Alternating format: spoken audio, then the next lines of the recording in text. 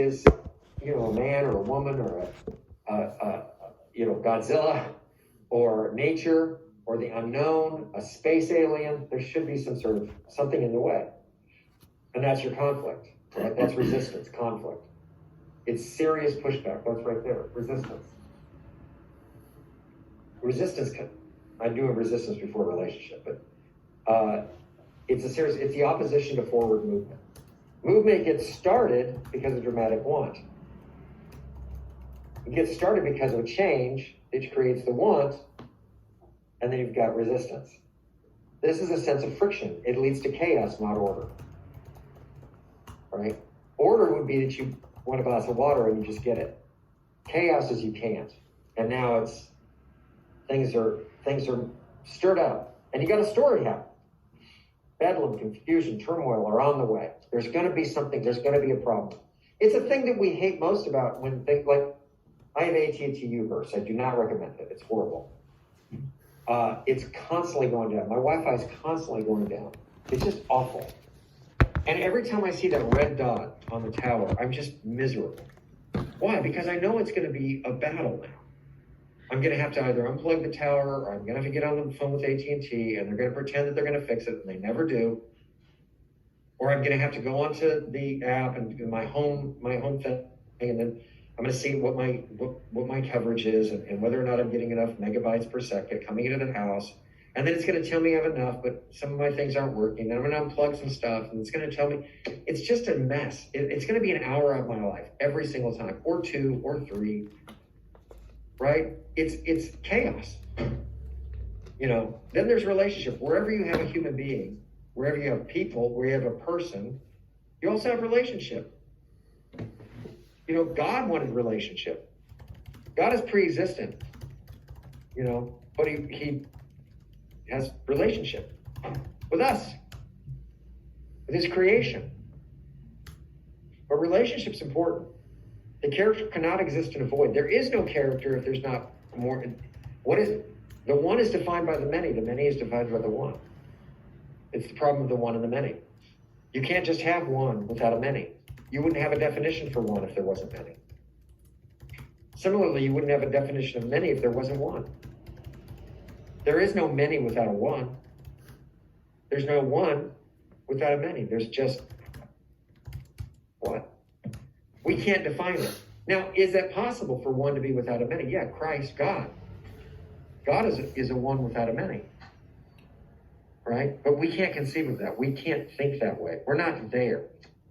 Just because we can't conceive of something doesn't, by the way, mean that it isn't real. In fact, it means to some extent, yeah, it's obvious. Because our brains can't wrap themselves around it. We're just not. How can we? We live in this. We live in the creation. We're part of the creation. We didn't create it. A lot of people think that if they can't understand it, that it can't be real. That's ridiculous. It's setting your ignorance as the parameters of existence and reality. Why would I set my ignorance up as the parameters of reality? Does that make any sense to anybody? And yet we have many people who want to do that. And they say, well, it doesn't make sense to me. Or it's not true in our science. Our science is just people. Science doesn't exist apart from people. It's a method. It's a tool. It's a doily. It's a wrench. It's a system of looking at a problem, examining it, observing, recording, examining, right? Systematically. And we'll miss a lot because we can only do as much observing as we can do, and we're limited. Our science is limited by human limitations, and we are limited, right? So that's just the nature of this. I've gone off on a big tangent. Sorry about that. But it's important to me. It's interesting to me. I find, anyway. The character can't exist in void. Stories are not a monologue. They're dialogues. At the very least, it's a dialogue between the reader and the person in the story.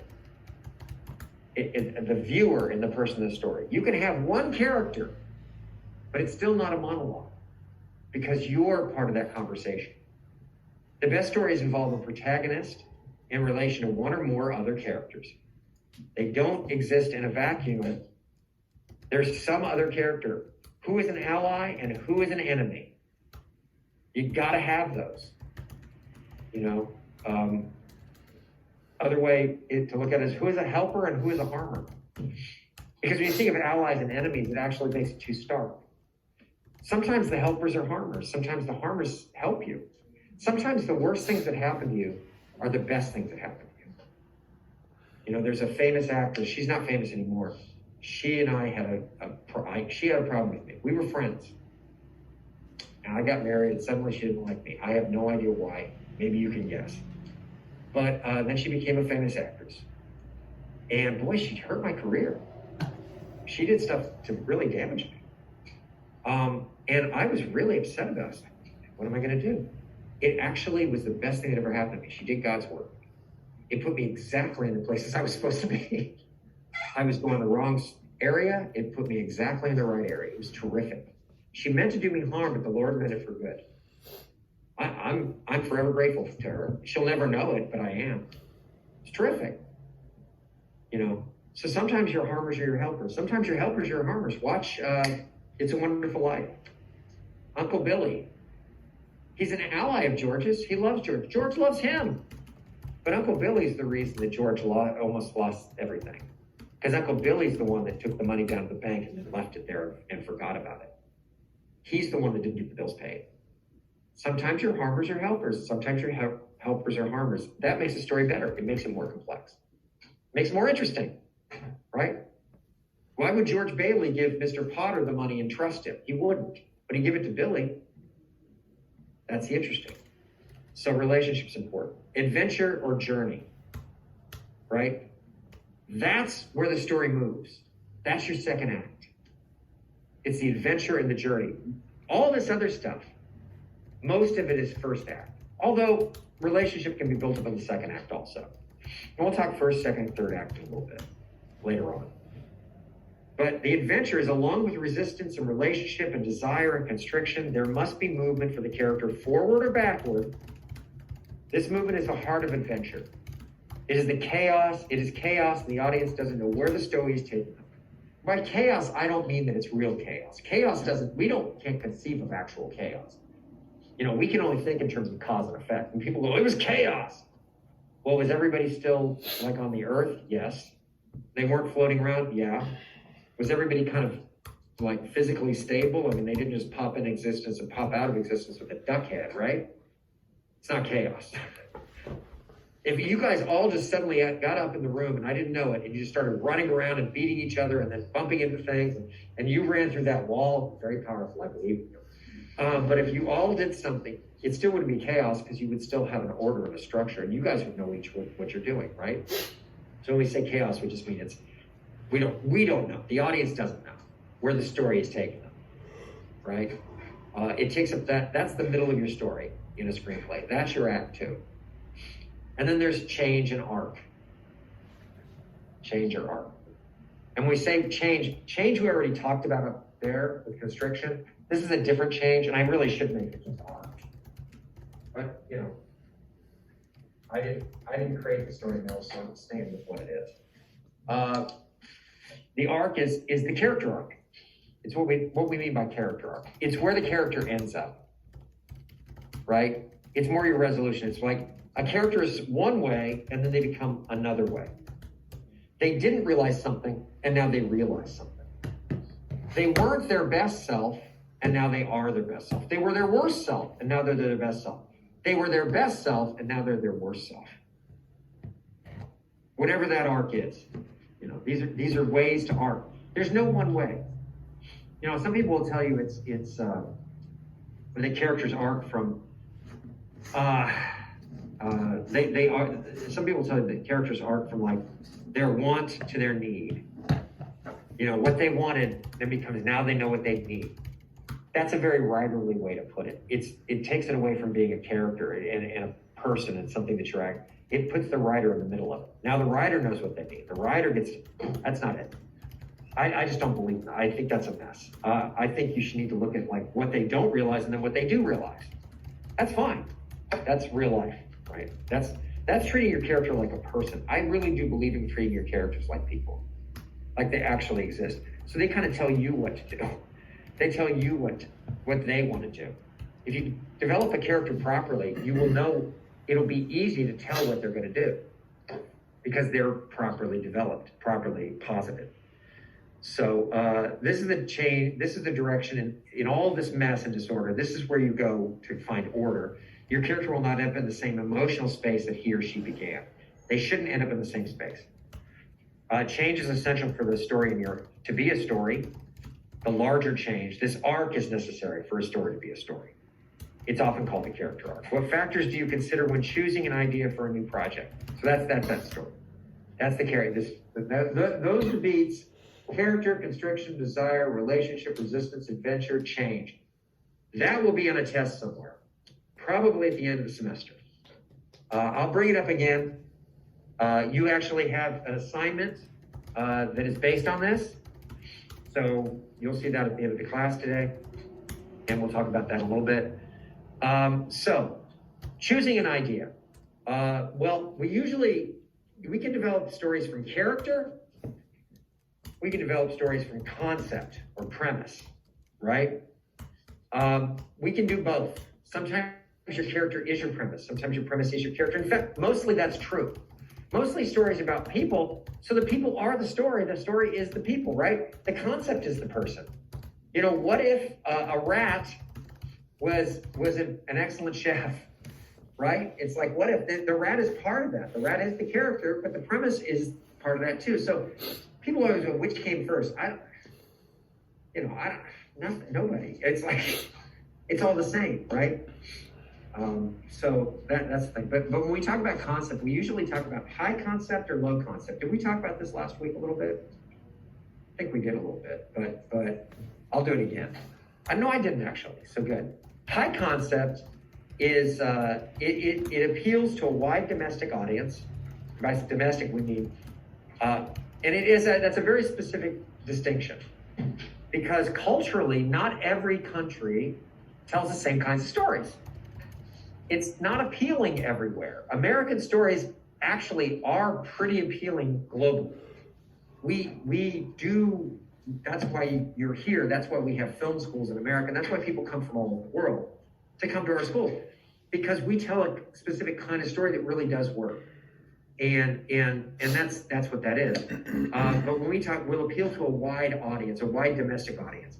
It's our stories, the stories thing. Chinese stories China has a thriving movie industry. In fact, they have the highest grossing, like 2, 3, 4 films of all time.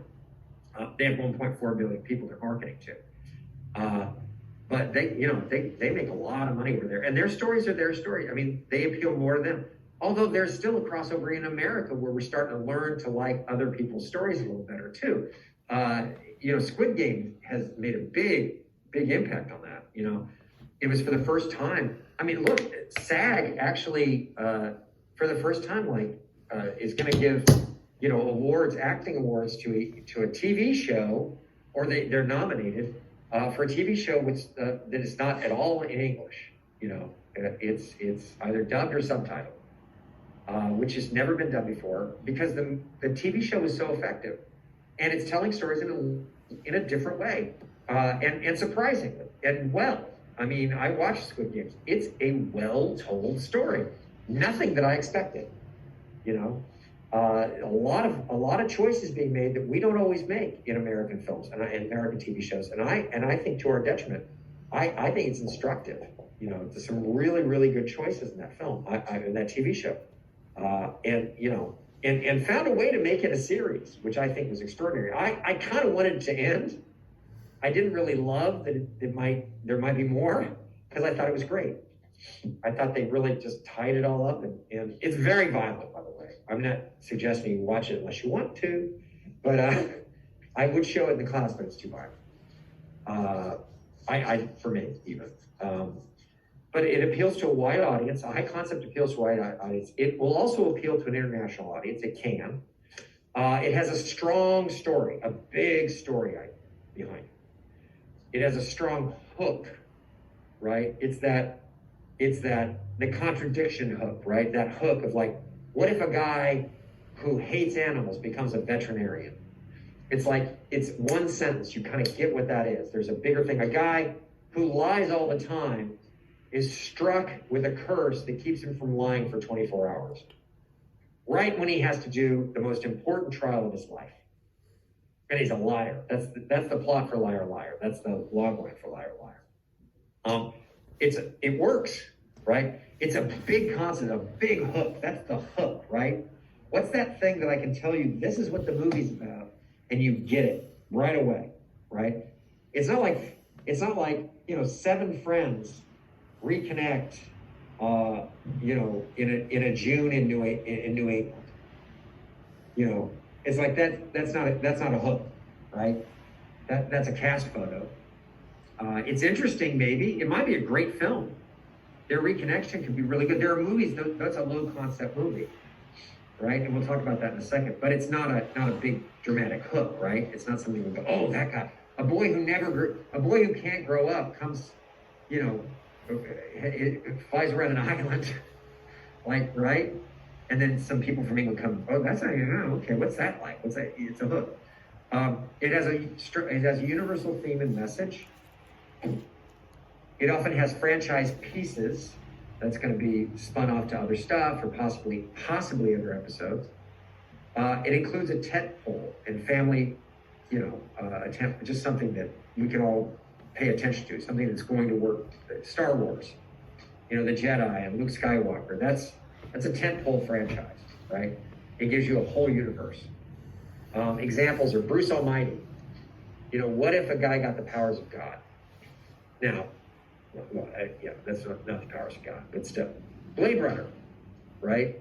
You go into the future, there's a guy who's hunting replicants and he falls in love with them. A guy hunting cyborgs, right? Androids, falls in love with one of them. What does he do, right? And he's an android hunter while being hunted by an android. The android hunter becomes hunted by an android. Wonderful. And he falls in love with what? Right? That's a big story. Avengers is obviously a big story. Superpowered beings, superpowered humans, by and large, some battle to save Earth against other superpowers. Liar, would say. Low concept. It can have a wide appeal, but it's often targeted to a more of a niche audience. It goes specifically to a group. It can have an international niche audience, but it's a niche. It's more focused on character than on plot. It's more focused on the people in their daily lives and what they do and how they live. It does not have a strong hook necessarily. It's seven friends who reconnect over a summer. It's six friends come back because their best friend come back to the six estranged friends come back to the funeral of their one best friend. That's the story of a movie called Big Chill, which was a huge film in the 80s, much beloved. Why? Because it was really about those people who'd been going through the 60s, gone through college together. Now they were adults, and they'd lived their separate lives, and they'd had their loves, and they'd broken up, and it's like seeing them get together and not get together and why they broke up. And it was great actors, and it was really a good film. But it's not, high concept, right? It's just people getting together. Actually, Love Actually is a nice hybrid of that in some respects, because Love Actually is a big concept. It's about love, but really it's just little stories. It's little stories. It's really essays on the theme of love. I would say it's low concept, because it's really just essays on the theme of love. It's just different, and you can't really say what each of those essays are, because they're all different stories, right? It doesn't have a unifying theme. Low concept still does often have a universal theme, though, something we can relate to. Sometimes referred to as art house or prestige or indie, and they all stand alone. There's usually, like if you think about, Summer 42 or Lady Bird. There's really no Lady Bird 2. Lady Bird 2, by the way, one of my favorite films. If you ever want to talk Lady Bird, I'm very conversant. I'm a big fan. I think it's the best coming of age film I've seen in the last 10 years or so. It and Jojo Rabbit. I think Jojo Rabbit's pretty phenomenal. Jojo Rabbit's high concept, but Lady Bird's low concept. Like often your coming of age films are going to be a lower concept. The Sure Thing from my 80s, the 80s, That was my coming of age film in some respects. But those are coming of age things. But also like just the smaller things, the smaller stories of people, getting together and kind of finding themselves and finding who they are and learning about themselves. And those are really super interesting films. A lot of your, is it A24? A24, right? A lot of your A24 films are lower concept. They're just kind of people living in what they do. So now when we talk about Pixar's concepts, that's its own thing too, by the way. It markets to families with children. Although it's become this thing that people in their 20s without children watch all the time too. But it was marketed initially for families with children. Children can watch it and love it. Adults can watch it and love it. Parents can see it and appreciate it. There's a lot of emotional stakes. There's a lot of emphasis on emotional stakes. The stories are usually about family or building families or missing family or coming back to family. They have exceptions to that. There's often entrapment and there's often escape. That's usually an element in Pixar concept. Horror concept films. There's separation and isolation from community. Somebody is separated, somebody's isolated. It's either you or it's the criminal, the murderer, right? Or it's both. You go off to the camp and there's a lone killer out there. You're separated from community. You're at the camp. So is the killer. He's a killer, right? So that's in there. Keeping and revealing secrets is usually a big theme in horror films, right? There's almost always a secret. I know what you did last summer. There's almost a Saw, it's all about, revealing what you did wrong. Final Destination, not so much, horrifying. The emphasis placed on life and death stakes, always. Horror is always about life and death. It's always about life and death. Horror, it wouldn't be horrifying. It's like, you're gonna lose your pinky finger. All right. I mean, it's bad. I don't want to lose my pinky finger, but it's not, right? If somebody said to you, well, your choice is death or you're losing your pinky finger, who would choose death? Yeah, David would. Okay. Then I want to, yes, you're my protector. David will take care of me. Emphasis placed on life and death stakes. There's redemption usually. There's some element of redemption. If only you're the final girl. Just being the final girl is redemption enough, I suppose, right? But you guys know that thing. So when you're building the world of your character, you got to think about their time, era, where they live, when they live. When is an important part of every character. I am different from my ancestors. I am different. I live differently than my ancestors. My great-great-great-grandfather was a Texas justice of the peace and Indian fighter. He also fought for the Confederacy. He's from Tennessee and he moved out to Texas and he was a big, and Texas, he fought for Texas. He also is part of the liberation of Texas. I'm not that guy. I have two other great grandfathers. One fought for Arkansas and the other fought for Kentucky, but they fought for the North. They left their homes, their families, everybody they loved, and they fought to end slavery. Those are the ones I like. I'm proud of my other grandfather, he did great stuff. But that one is like, that's more me. I wouldn't have fought for the Confederacy. I'm not my ancestors. I know that for a fact. Your time era matters. When you live matters. How long you live matters. I had ear infections as a little kid. I probably would have been deaf. I had ear infections as a little kid. Without antibiotics, if I'd lived 100 years before, I would not be able to hear. My life would be dramatically different to that extent. The locale you're born in has an impact.